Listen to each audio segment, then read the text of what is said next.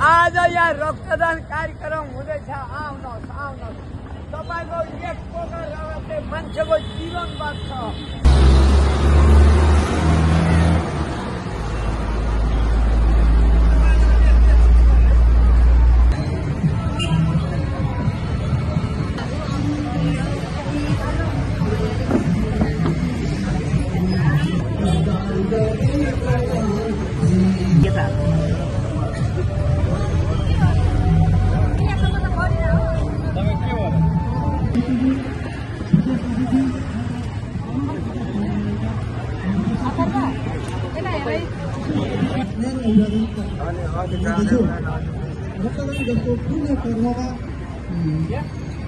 सहभागी हुनु आभार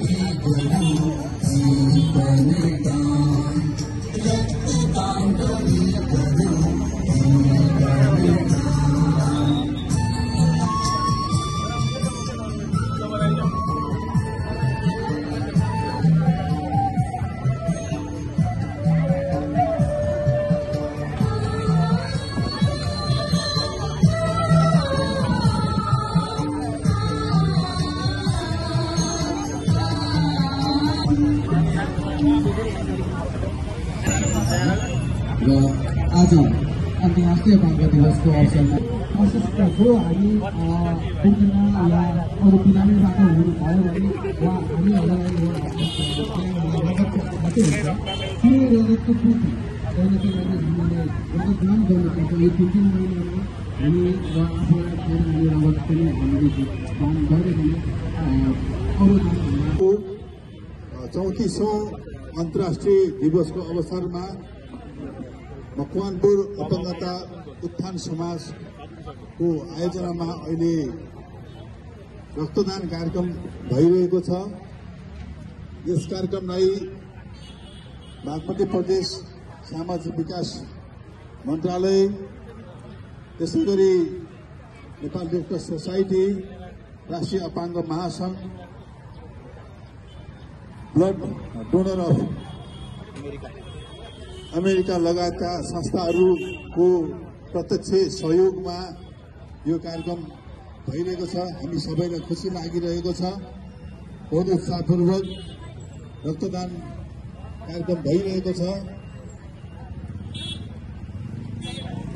सबैभन्दा मानवोचित काम भनेको दान हो। त्यसमा शरीरमा रहेका विभिन्न अंगहरूको पनि दान गरिन्छ, मृत्यु पर्यन्त, मृत्यु पूर्व पनि।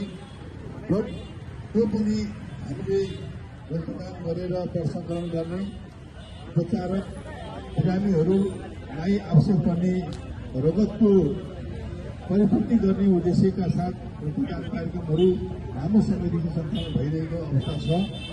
आज मकवानपुर अपंगता समाज उत्थान समाजले पनि यो काम अगाडि बढाइरहेको छ। म उहाँहरू सबैलाई आयोजक सम्पूर्ण अपंगता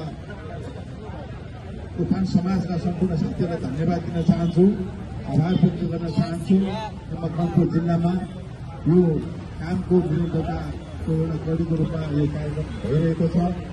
म यो कार्यक्रमलाई सम्पन्न गर्नुको निम्ति सरकार सामाजिक विकास मन्त्रालय लगायत सबै संस्थाहरूलाई पनि धन्यवाद दिन चाहन्छु। सम्पूर्ण रक्तदान गर्ने व्यक्तिहरूलाई पनि धन्यवाद दिन चाहन्छु कि हाम्रो एक थोपा रगतले बिरामीहरूको उपचार हुन सजिलो हुन्छ। म यो संस्थाको पनि उत्तरोत्तर प्रगतिको कामना गर्न चाहन्छु।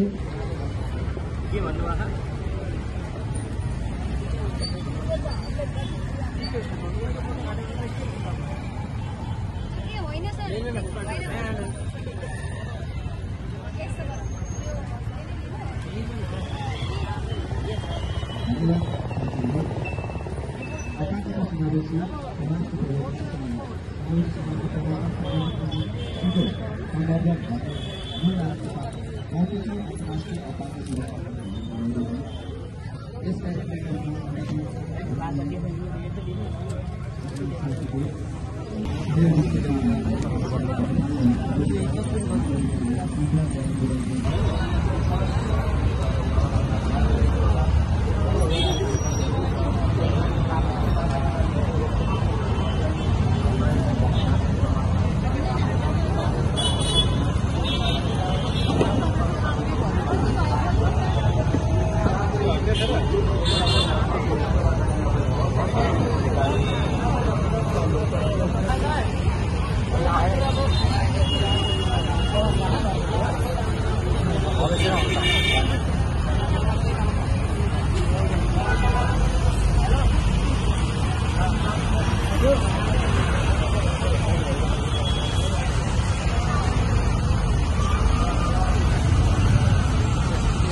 आपको